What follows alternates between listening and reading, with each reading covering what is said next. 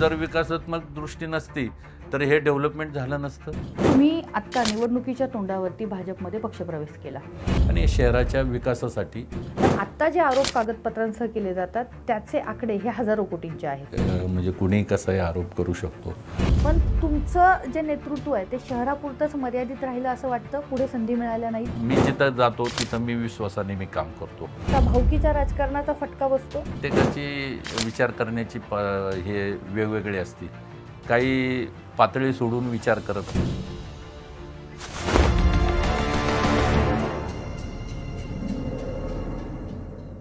राजकारणामध्ये कोणी कोणाचा मित्र नसतं किंवा कोणी कोणाचा शत्रू नसतं असं म्हटलं जातं.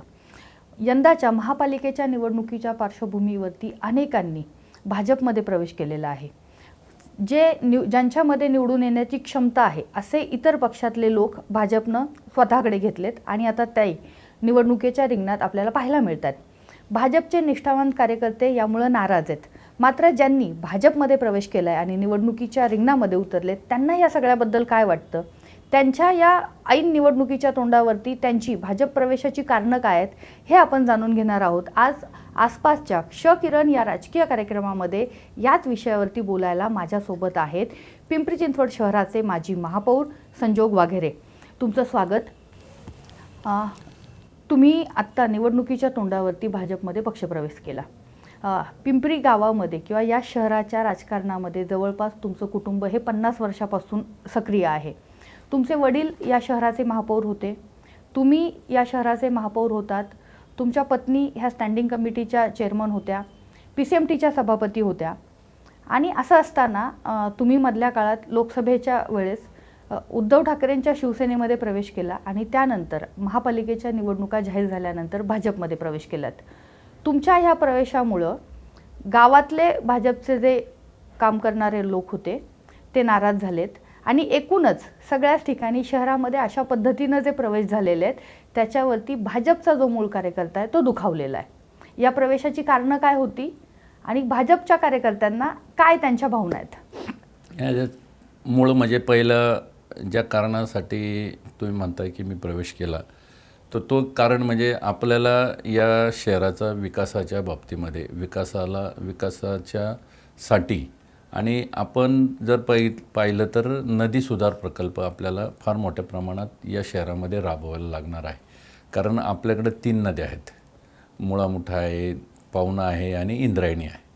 तर ह्या नदी सुधार प्रकल्पाच्या अंतर्गत आपल्याला केंद्र शासनाकडनं आणि महाराष्ट्र शासनाकडनं आपल्याला त्याचा फंड मिळतो. आणि दुसरी गोष्ट म्हणजे या शहरामध्ये जर तुम्ही पाहिलं तर आपल्या शहराला आजूबाजूने मिलिटरीने घेरलेलं आहे. मग मिलिटरी डेअरी फार्म असेल, मिलिटरीचे बाकीचे CRD वगैरे ह्या सगळ्या गोष्टी आहेत. आणि दुसरी गोष्ट म्हणजे रेड झोन आहे. तर ह्या सगळ्या गोष्टींचा जर आपण बारकाईनं जर विचार केला तर या शहरामध्ये आपल्याला डेव्हलपमेंटसाठी किंवा आपल्याला या शहरामध्ये काही डेव्हलपमेंट करण्यासाठी किंवा काही जागा आपल्याला त्या ठिकाणी उपलब्ध करणं गरजेचं आहे. आणि त्या दृष्टिकोनातून आपण तसा प्रयत्न या ठिकाणी करणार आहोत. आणि दुसरी गोष्ट म्हणजे आपण जर पाहिलं तर सगळ्यांचं म्हणणं आहे की बाबा 24/7 पाण्याचा प्रश्न आहे की जो प्रश्न सुटला पाहिजे की 24/7 पाणी लोकांना देता आलं पाहिजे. तर त्या दृष्टिकोनातून आपण काही गोष्टी त्या ठिकाणी प्रयत्न करणार आहोत.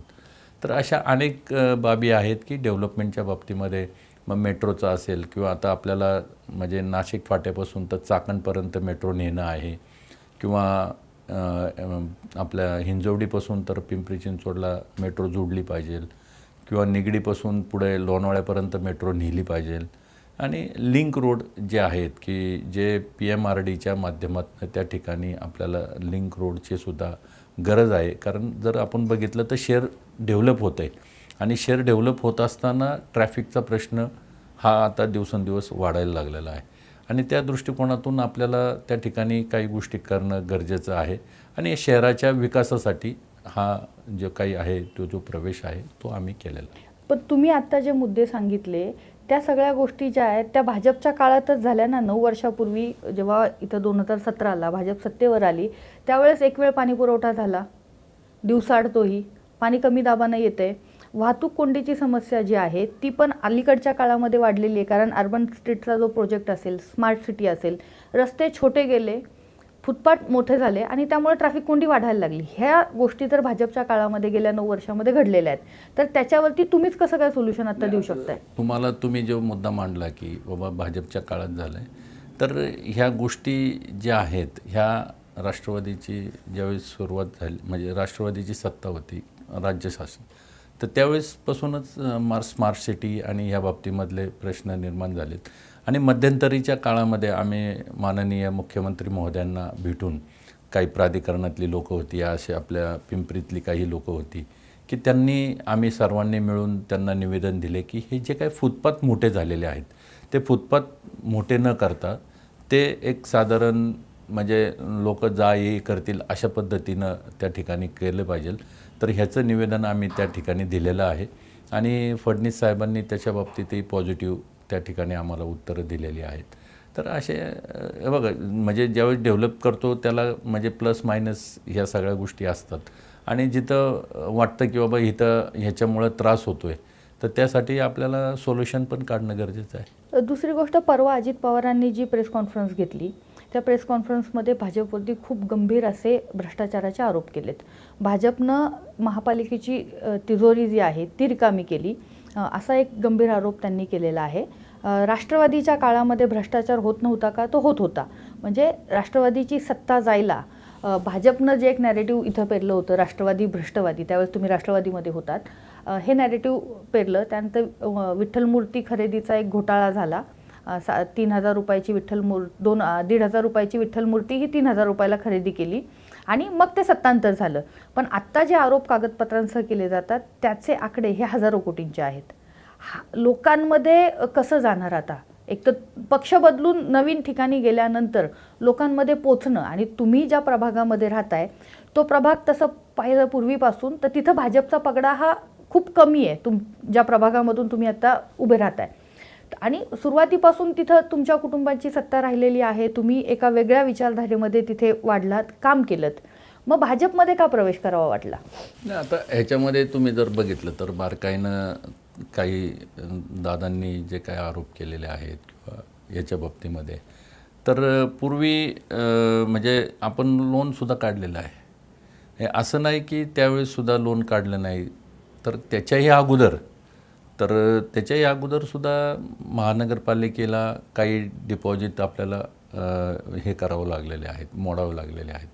तर असं काही नाही, त्यावेळेससुद्धा जे काही म्हणजे आता जे काही म्हणले जातं की बाबा आपण म्हणतो की काही टेंडर्स अबव असतात, काही टेंडर्स म्हणजे प्रमाणापेक्षा अबव असतात. आता जे ह्याचा जो रेट असतो गव्हर्मेंटचा, तर त्या रेटचा आणि ह्याचा त्याची तफावत होत असते, त्याच्यामुळं हा रेट थोडासा उंच जातो, म्हणजे अबव जातो. तर त्यामुळे ह्या सगळ्या गोष्टी होत असतात.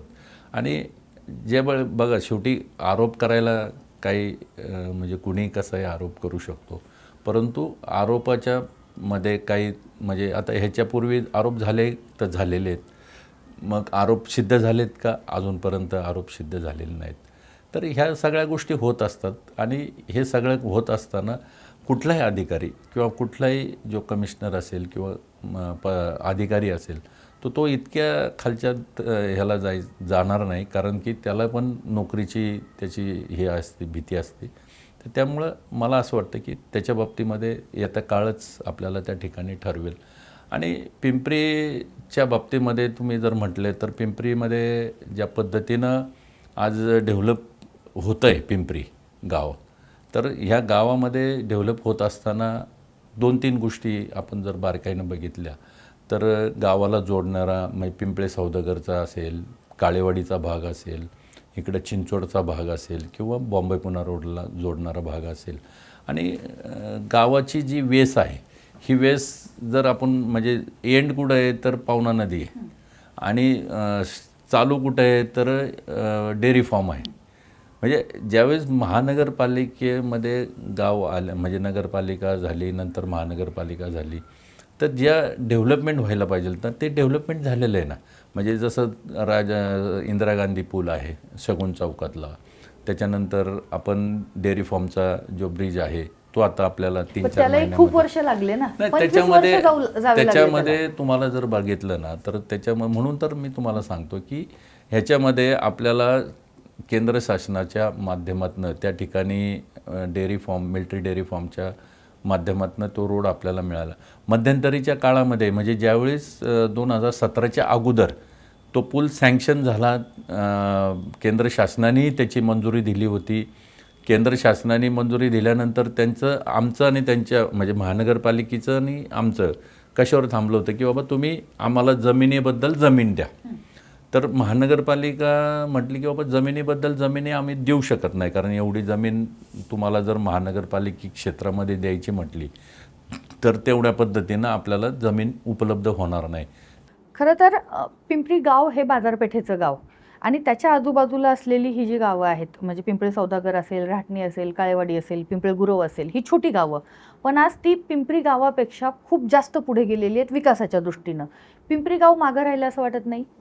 तुम्ही जर पिंपरी गावचं म्हणजे जर बघितलं तर त्याचं जे क्षेत्रफळ आहे ते क्षेत्रफळ किती आहे तुम्हाला माहिती आहे? ते क्षेत्रफळ आपण चिखली कुदळवाडीपर्यंत आहे, इकडे कासरवाडीपर्यंत आहे आणि इकडे चिंचवडपर्यंत आहे. तर तुम्ही जर विचार केला बारकाईनं तर या गावामध्ये सगळ्यात पहिली एचे आली, एच्यानंतर झाली टेल्कोनंतर बाकीच्या MIDC मधल्या ज्या कंपन्या आहेत त्या कंपन्या आल्या. त्याच्या अगोदर आपण डेअरी फार्मचे रिझर्वेशन झालं आणि त्या ठिकाणी मिलिटरी डेअरी फार्मसाठी आपण त्या ठिकाणी जमिनी गेल्या. तर तुम्ही जर क्षेत्रफळ जर बघितलं पिंपरी गावचं तर ते फक्त पिंपरी कॅम्पपर्यंतच मर्यादित राहिलेलं आहे. त्या पिंपरी कॅम्पच्या पुढं जे काही आपल्याला डेव्हलपमेंट म्हणजे ती जर जागा असती आपली टेल्कोपर्यंत किंवा कुदळवाडीपर्यंत तर निश्चितच पिंपरी गाव चांगल्या पद्धतीनं हे झालेलं असतं, डेव्हलप झालेलं आहे. आणि आत्तासुद्धा पिंपरी गाव तुम्ही जर डेव्हलप नाही म्हणताय तर तुम्ही पिंपरी गावामध्ये एक चांगला अत्याधुनिक स्विमिंग टँक आहे की जो म्हणजे आमच्या महिला भगिनीसुद्धा त्या ठिकाणी कवर्ड स्विमिंग टँक आहे की तो इंटरनॅशनल आहे. आपल्या पिंपरी गावात जवळजवळ 6 ते 7 आपल्या हे आहेत गार्डन्स आहेत, म्हणजे प्लेग्राऊंड देखील आपल्या गावात आहे. तुम्ही जर बघितलं तर गावाला जोडणारे सगळे रस्ते म्हणजे मग पिंपळे सौदागरचा असेल, पिंपळे निलकचा असेल किंवा इकडं काळेवाडीचा असेल, इकडं चिंचवडचा असेल किंवा इकडे बॉम्बे पुणा रोडला जोडणारा हे जे ब्रिज आहेत ते ह्या अगोदरच झालेले आहेत. हे ब्रिज काय आत्ता नाही झालेले, हे आता पॅरलर ब्रिज जे आहेत की कोंडी कमी करण्यासाठी आपण काही गोष्टी केल्या. त्यानंतर साई चौकातला अंडरपास त्या ठिकाणी आपण डाल्कोच्या तिथला केला.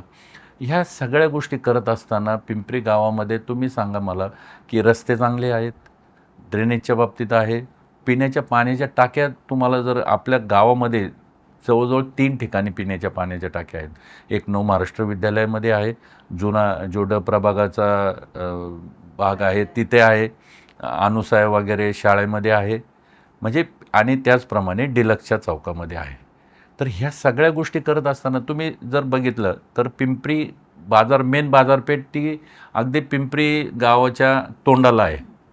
त्याच्यामुळं काय झालं, तिथून पुढं जर आपण बघितलं तर तिथून पुढं आपली महानगरपालिका आहे. महानगरपालिका झाल्यानंतर मग नेहरूनगर हा भाग जर पार टेल्कोपर्यंत जर आपण गेला तर ह्यामुळं आज त्या ठिकाणी आपल्याला जेवढं डेव्हलपमेंट करायला पाहिजे तेवढं डेव्हलपमेंट आपल्याला झालं आहे. बेसिक डेव्हलपमेंट म्हणजे जिजामाता रुग्णालय आपल्याकडं आहे, कर संकलन विभाग आपल्याकडं आहे, त्याच्यानंतर म्हणजे नागरिकांना दवाखान्याची व्यवस्था आपल्या गावामध्ये आहे.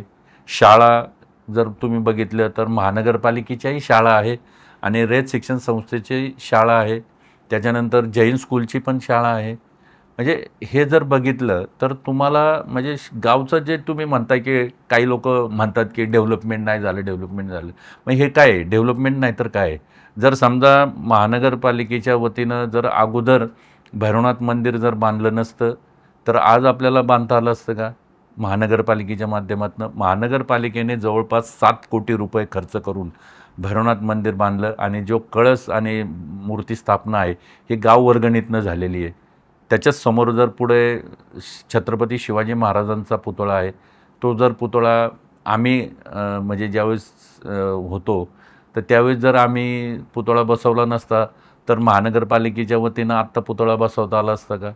ह्या सगळ्या गोष्टी जर तुम्ही बारकाईनं बघा, म्हणजे फक्त आता काही तुम्ही जो प्रश्न विचारला आहे, काही मंडळी येऊन म्हणजे सांगतात की काहीच झालं नाही, काहीच त्यांचं म्हणणं झालं असं नाही. आहे की विकासात्मक दृष्टीच नाही पिंपरी गावातल्या नेत्यांना. कसं नाही? मग जर विकासात्मक दृष्टी नसती तर हे डेव्हलपमेंट झालं नसतं.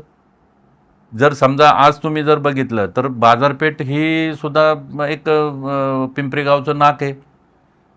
जर समजा जर बाजारपेठ नसती तर आज तुम्ही विचार करा ना, जर बाजारपेठेमध्ये सुद्धा काही गोष्टी हे नसत्या तर तिथं लोक आले नसते. बरं, लोकांना जायला यायला सुद्धा रस्ता पाहिजे.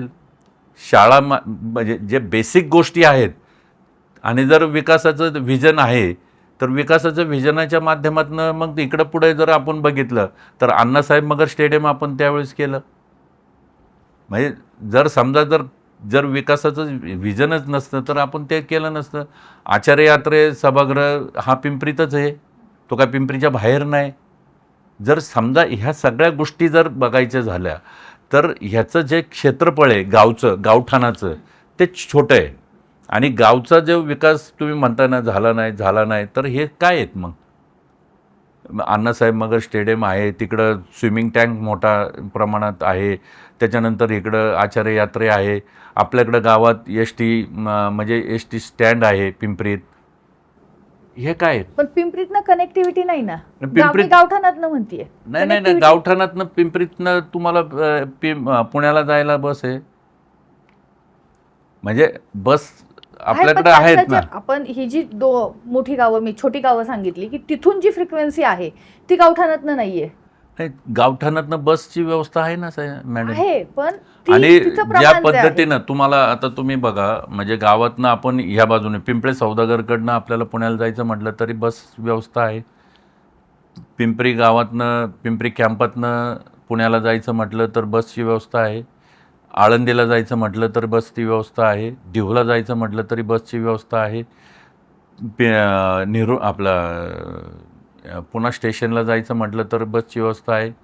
शिवाजीनगरला जायचं म्हटलं तरी बसची व्यवस्था आहे. आणि हे सगळं करत असताना मेट्रो पिंपरी म्हणजे महानगरपालिकेच्या तिथं बस स्टॉप आहे. इकडं संत तुकाराम नगरच्या तिथं मेट्रोचं स्टेशन आहे. लागूनच लगेच एस टी स्टँड आहे. म्हणजे ह्या सगळ्या गोष्टी करताना समजा जर तुम्हाला असं वाटतंय की बाबा डेव्हलपमेंट झालं नाही, व्हिजन आहे ना, व्हिजन नाही नसतं तर हे डेव्हलपमेंट झालं नसतं. बरं, काही गोष्टी मोठ्या प्रमाणात पाहिजे तर त्या मोठ्या प्रमाणात आहेत ना. मोठ्या प्रमाणात नसते तर आपण म्हटलं असतं की इथं व्हिजन नाही आहे. हे जे डेव्हलपमेंट झालं आहे, बरं, सगळ्यात महत्त्वाची गोष्ट म्हणजे जर समजा MIDC पिंपरीत आलीच नसती तर आज पिंपरी चिंचवड वाढलं असतं का? मग पिंपरी चिंचवडचं कसं ह्यांच्यासारखंच झालं असतं, बाकीचे जे पुण्याला लागून गावं आहेत तसं झालं असतं. म्हणजे व्हिजन असल्याशिवाय माणूस एवढं इथपर्यंत गेलंच नाही ना. पण तुम्ही पक्ष बदलण्याचं कारण काय होतं? नाही, हे सांगितलं ना मगाशी. पक्ष बदलण्याचं कारण म्हणजे आपल्याला बघा, ज्या पद्धतीनं आज नदी सुधार प्रकल्प राबवला नदी पाहिजे. सुधार प्रकल्प, इथले जे पर्यावरणवादी आहेत त्यांचं म्हणणं आहे की नदी सुधार प्रकल्प हा पर्यावरणाच्या दृष्टीनं प्रचंड हानिकारक आहे. त्यामुळं त्या प्रकल्पाला पुण्यातले पुणेकर असतील आणि पिंपरी चिंचवडमधले पण जे पर्यावरणवादी आहेत त्यांचा विरोध आहे की हा प्रकल्प कुठल्याही अँगलने उपयुक्त ठरत नाही आहे. नदी सुधार प्रकल्पामध्ये फक्त नदीचा जो घाटाचा परिसर आहे तो सुधार होणार आहे. जवळपास 7-8 हजार झाडांची कत्तल केली जाणार आहे. नदी सुधाराऐवजी नदीचा सुधार, नदी पात्र जे आहे ते सुधारलं पाहिजे. बरोबर आहे, तुम्ही जो मुद्दा मांडला ना, माझं म्हणणं पण तेच आहे. म्हणजे त्याच्या बाबतीमध्ये आपण पहिलं तर ड्रेनेजवरती काम केलं पाहिजे. म्हणजे नदी सुधार ड्रेनेजचे जे काही लाईन जाते ती काही ठिकाणी पंपिंग होतं, काही ठिकाणी होत नाही, काही ठिकाणी तसंच नदीमध्ये सोडलं जातं. ह्या ज्या गोष्टी आहेत ना, आता तुम्ही जर बघितलं तर मला वाटतं आता पिंपरी गाव म्हणजे जवळपास चिंचवडपर्यंत ड्रेनेजची लाईन आता ती झालेली आहे. तर ते जे काही ड्रेनेजचं पाणी आहे ते त्या लाईनमध्ये टाकून 2 ठिकाणी त्यांनी पंप हाऊस त्यांनी केलेले आहेत. एक कासरवाडीमध्ये केलेलं आहे मोठ्या प्रमाणामध्ये, की जे ह्याचं पाणी ड्रेनेजचं पाणी येईल तर तिथं पंपिंग करून तिथं ते स्वच्छ करून मग पुढे नेण्याचं काम त्या ठिकाणी होतं आहे. चिंचोडला पण आपण त्या ठिकाणी करतो आहे. तर अशा जे काही मेनली म्हणजे आपण नदीमध्ये काय टाकतो लोक, बाकीचे जे कचरा काय सगळा कचरा-बिचरा असतो किंवा फुलं-बिलं किंवा हार वगैरे हे आपण बाबा प्रत्येकाची भावना असते की बाबा ते नदीत सोडलं पाहिजे. तर त्यासाठी आपल्याला काम करावं लागणार आहे. ते लोकांना त्याच्यामध्ये इनिशिएटिव्ह घेऊन लोकांनीसुद्धा या बाबतीमध्ये थोडंसं सहकार्य करणं गरजेचं आहे. ह्या सगळ्या गोष्टी करत असताना बेसिकली नदी ज्या पद्धतीनं स्वच्छ होईल त्यासाठी आपल्याला काम करावं लागेल. कारण की नदीची जी पातळी आहे तीसुद्धा आता दिवसेंदिवस वाढत चाललेली आहे. जे नदी पहिलं कसं डीप होती, तर ती डीप न राहता आता ती जवळजवळ गाळ साठून हे सगळं साठून, तर ते सुद्धा आपल्याला त्याच्यामध्ये काम करावं लागणार आहे. म्हणजे नुसती नदी सुधार करायचं म्हणजे काय, तर हे सगळ्या गोष्टी पहिल्या नदीत जे काय जातं आहे ते थांबवणं गरजेचं आहे. त्याच्यानंतर नदी साफ करण्याचं काम आपल्याला त्याच्यामध्ये जास्त मोठ्या प्रमाणात करावं लागणार आहे. ह्या सगळ्या गोष्टी आहेत त्याच्यामुळं. तर तुमच्या या पक्षप्रवेशामुळं भाजपचे तिथले जे स्थानिक नगरसेवक होते त्यांनी अगदी नाराजी उघड केली. पण तुमच्या प्रभागातल्या लोकांना हे कसं पटवून देणार? गावातल्या लोकांचं, तुमच्या मतदारांचं काय म्हणणं आहे? हे लोकांचं म्हणणं असल्यामुळेच आपण हा निर्णय घेतला आहे. मी म्हणजे ज्यावेळेस काही गोष्टी निर्णय घेताना मी माझ्या सर्व मित्रांना, सर्वांना आम्ही विश्वासात घेतलं, त्यांच्याशी चर्चा केली आणि ह्या सगळ्या काही गोष्टी अशा फक्त काल लगेच प्रवेश केला आणि म्हणजे असं नाही झालेलं.